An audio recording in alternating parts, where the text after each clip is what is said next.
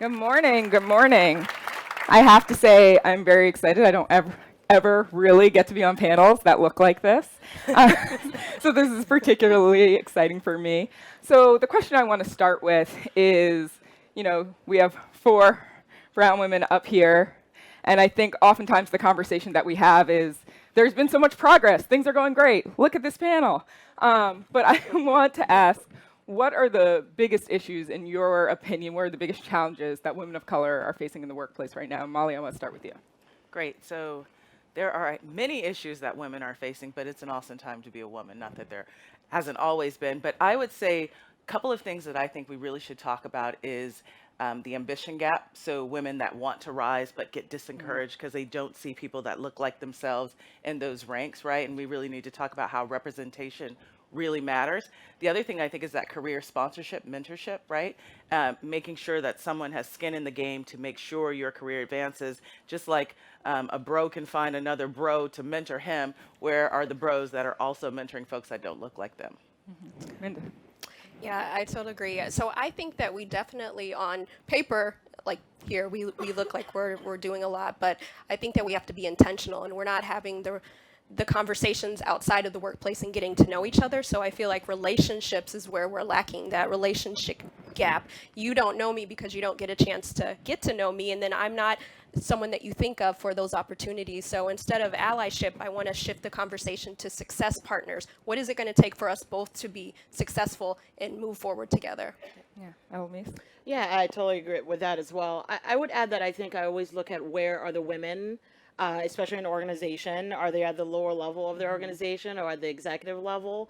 And so when you think about it, yes, there are black and brown women, but the ranks, right? How do they rise, and are they at the executive level? And when you add to that with corporate boards, and a lot of them actually don't have a lot of women, a lot of colored women who are there and actually showing up and leading organizations. Yeah. Molly, I want you to talk a little bit more about the ambition gap that you mentioned. Can you define it for us and talk about why you think it's a problem, particularly for women of color? Particularly, I think we see women entering those careers, those first few years of their career, very ambitious, but not seeing the role models, not seeing how that path is going to look for them. And so we tend to see them drop off, right? They don't make it to those senior ranks. So I think that's where that ambition gap comes in, where, you know what, I don't really see it. Let me go be an entrepreneur, or let me go do something else. And I think that's really going to hurt us over the long run as we try to build these diversity numbers. Yeah. So how do we fix that? How do we create a system where people, no matter what they look like, no matter their gender, whatever, they come in and they feel like they have the ability to not only succeed in the role that they're in, but to thrive and to rise and become a really integral part of an organization? Minda, I want you to weigh in on that. Yeah, so last year I started something called the Women of Color Equity Initiative, and it's to put more women of color in leadership roles. And it's important because it's like riding in a car. We might all be at the same company.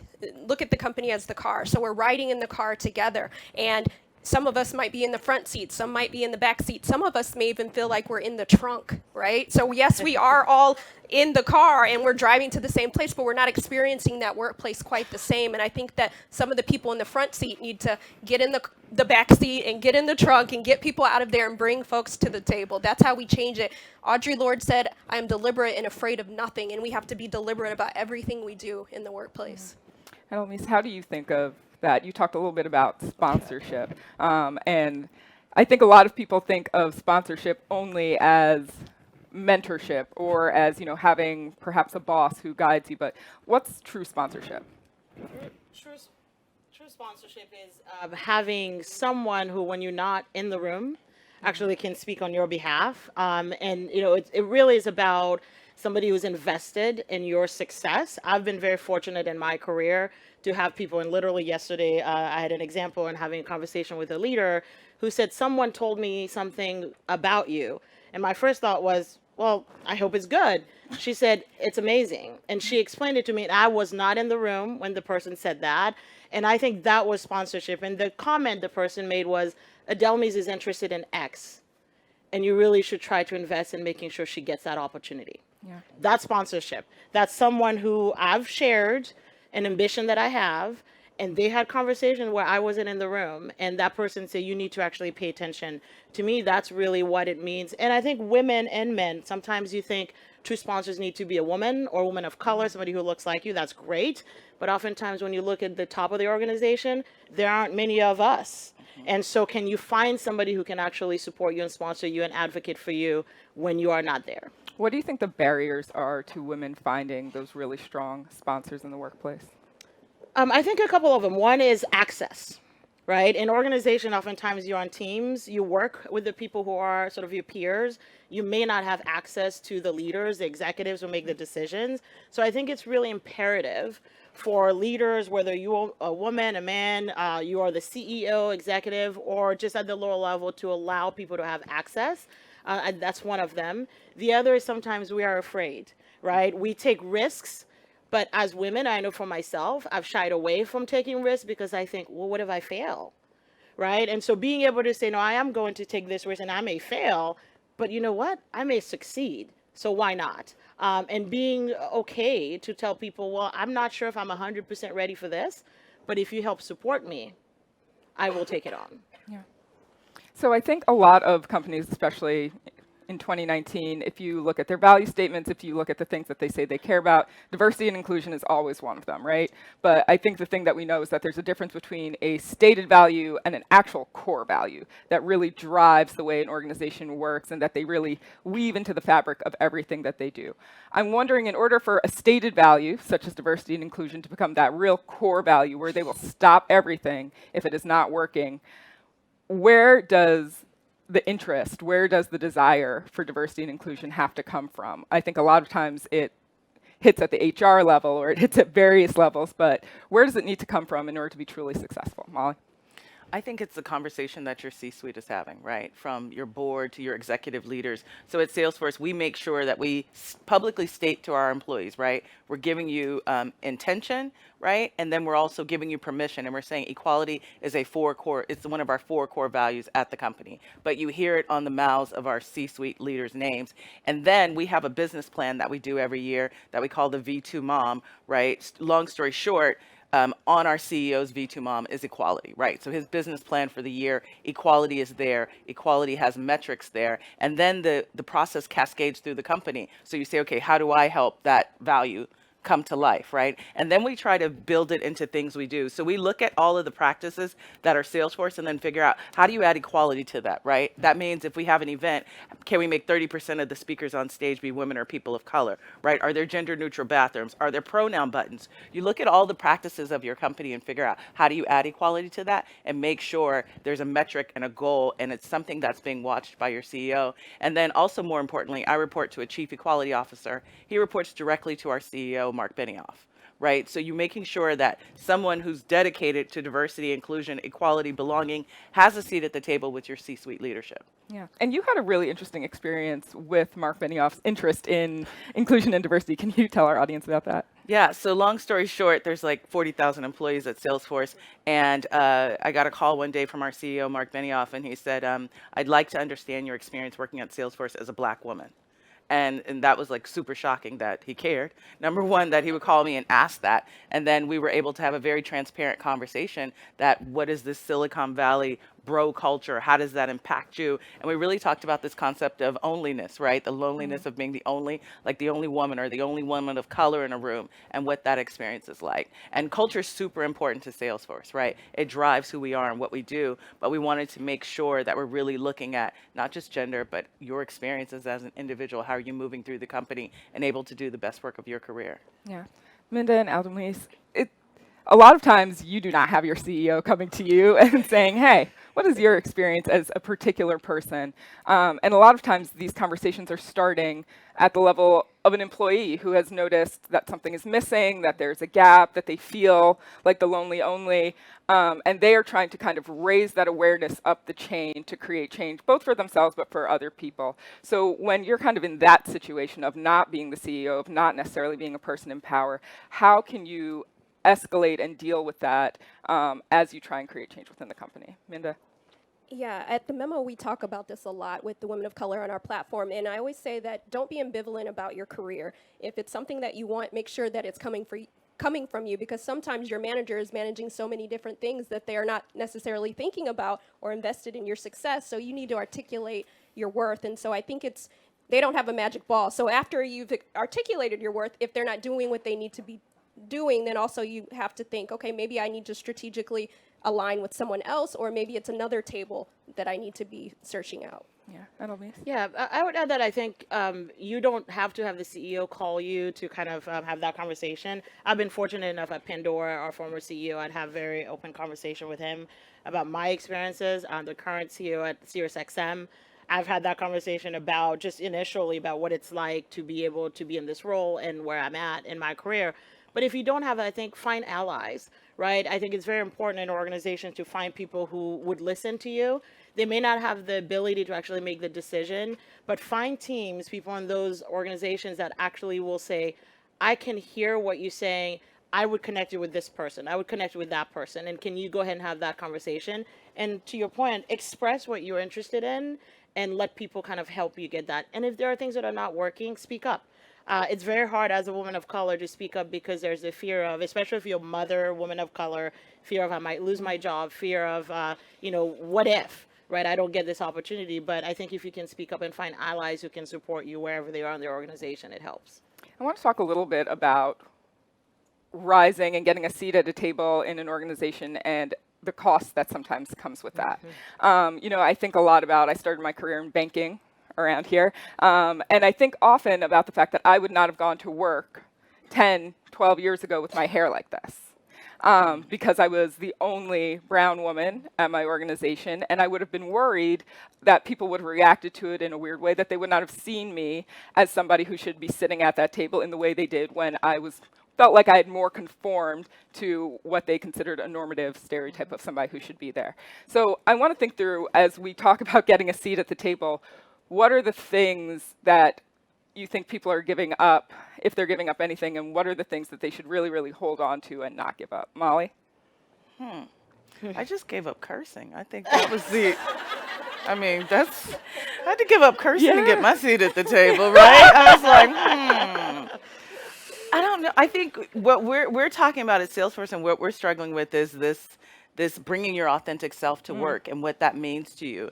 And we had an instance where, we're obviously saying to folks, bring your authentic self to work. If you're LGBTQ, come out of the closet, right? Because we want to be very conscious of that tax that someone has to wear when that tax you're carrying when you're hiding who you are. Right. And we also had an employee step forward and say, well, I'm a Christian, and do I need to put my cross on the inside of my shirt when I walk in the building? So as a Black woman, I want to be able to move through corporate America as my authentic self as well. Right. And so for me, I think when we're having that conversation and we're saying to the LGBTQ community, come out of the closet at work, then we need to say that for the rest of us. Right. Whatever that means to you and your community. Yeah. Minda? That's really great. I think that, I'm like, yes.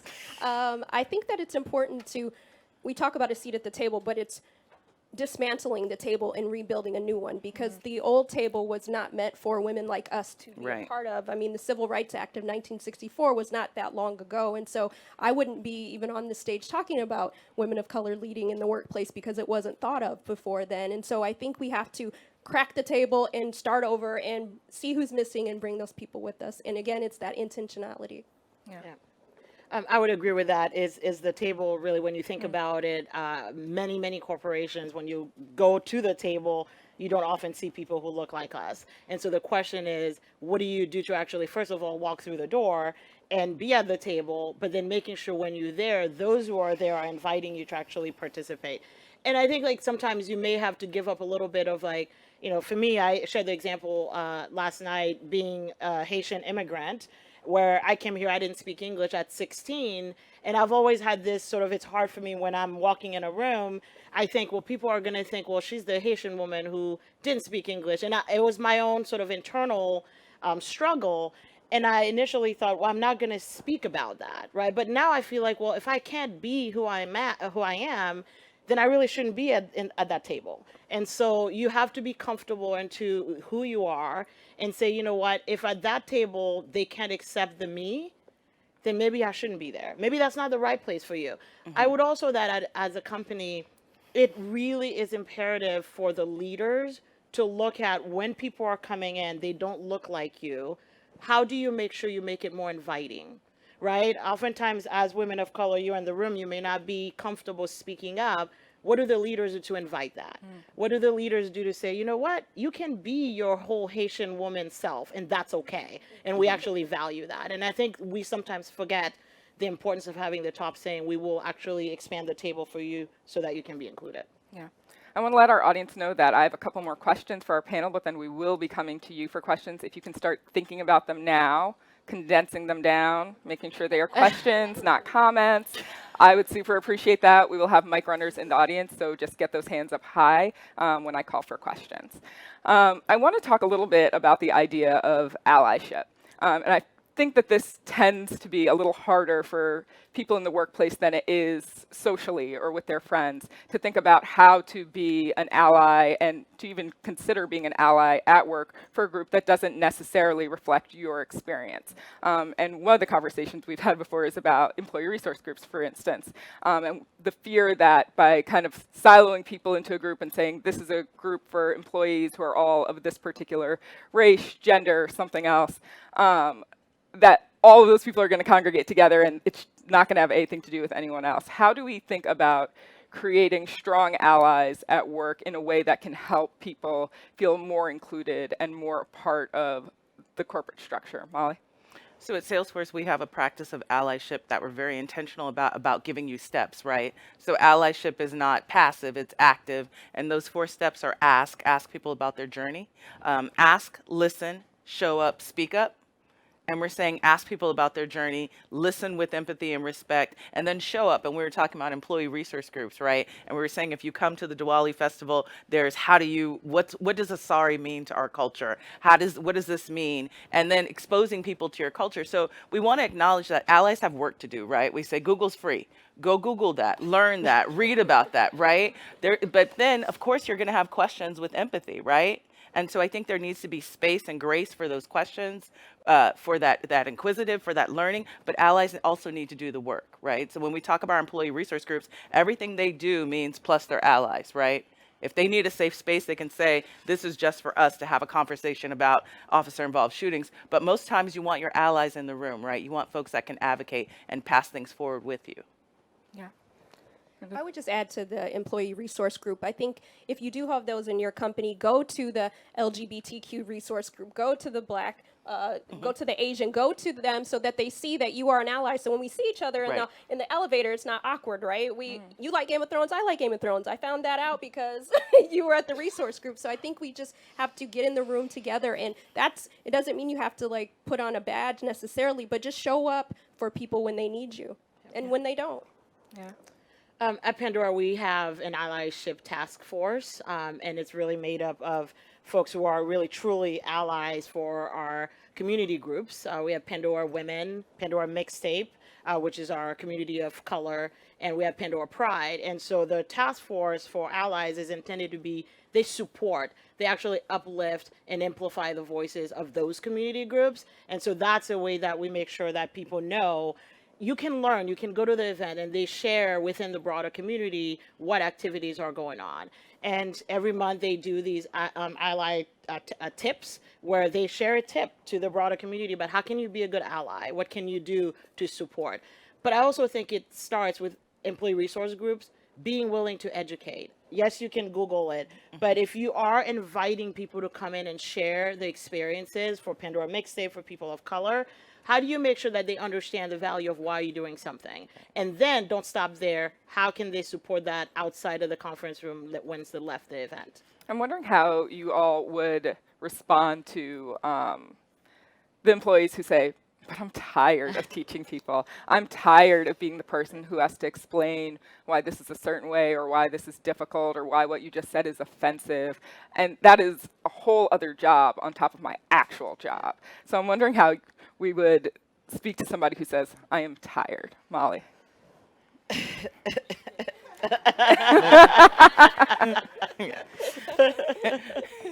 I mean, seriously, I mean, if they said, I'm tired, I mean, that's why you have an employee resource group, right? That's why you have community, right? And sometimes you want to bow out and you want to tell people, educate yourself, do it yourself, right? Yeah. So I'm not quite tired yet, so I don't mind to educate. But how I do feel about it is I don't mind being helpful, but I can't be the professor and give you homework. You need to figure out what that is for you, so I can guide you, but you got to do some work too. I take the position. I think it's important to educate people. So it can be tiring, especially when you're doing this work every day. Like I feel like I'm having the same conversation with folks all the time. But I think it's important if somebody comes and they're willing to learn, they're willing to hear, they're willing to understand, and they're not making stupid and ignorant comments.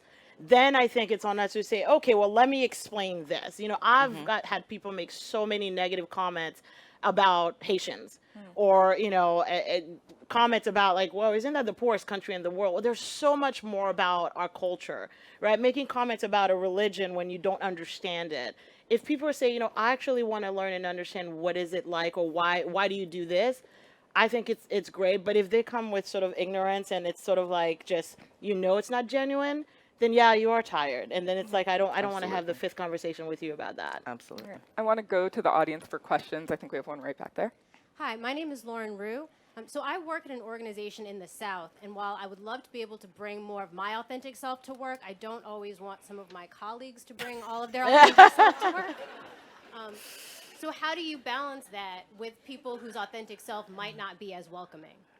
So one of the things I say is when you show up as your authentic self, don't show up like you would on your couch, right? It's still a professional environment, right? So I think it's like having that level of respect within the organization, like she talked about, that, it starts with that empathy and respect that. Yeah, but I love that. Don't bring your full, just half of your full.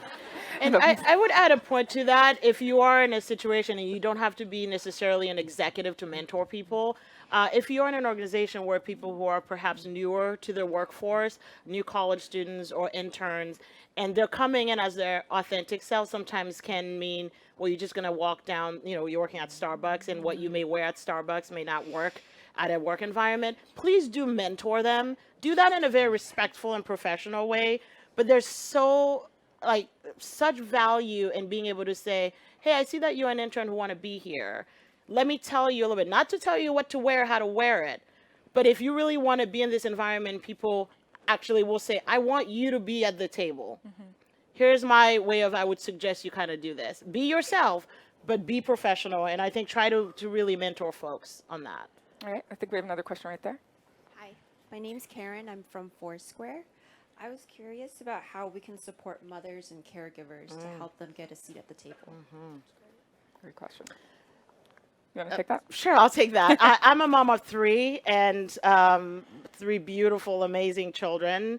I think that is one area where we could absolutely do more, in the sense of one, not being ashamed or afraid to say, you know what, I have to leave at 4:00 because my daughter's got ballet. She's got a recital. My son has a basketball game and I need to be there. I should not feel guilty about doing that. So if you're a leader in their organization, make sure you create the space, the environment, so that the mothers can thrive, because the dads don't make excuses. I mean, I have a husband, I love him to death, but he can leave and there's not going to be this excuse. So that's one. The other is when women leave the workforce for a little bit and take time to take care. And sometimes men do that too. Find a way to make sure that they feel included and they're welcomed back, right? Some companies, we don't currently have that, have returnship. And if your company has that, make sure that it really is genuine, it has teeth to it, that it's not just they're categorized as they're part of the returnship. What are you doing? What programs? What policies? How are you making sure that they feel included and they don't feel like, I just took 3 years off and now I can't advance because there's a penalty mark behind me? Okay. I think we have one more over here. Hello, good morning. My name is Boona Denikin. I work for Pymetrics in the hiring technology space. The panel mentioned a common experience where sometimes talent doesn't always develop, and there's a lack of inclusion in talent development, which means there's less people of color, less women at the leadership level. And I was just wondering, what are some of your what are your thoughts on how we can mitigate that bias? Or maybe a better way to phrase that question is, what strategies are you employing or would like to see so that we can be more inclusive in how we're developing talent? All right. Strategies for being inclusive for developing talent. Molly, you want to start? So ours is very purposeful in terms of high potential courses, right, for women, people of color. And the way we run our high potential courses, they're about 70% women, 30% men to make up for the flip demographic of the company. So that career mentorship, sponsorship, I think is definitely part of it, because those unwritten rules and who's advocating for you in rooms that you're not in. And then I think it's those growth opportunities, right? How are you passing out assignments and promotions? How are you taking out the biases in that? And then, of course, any kind of manager training you can be doing.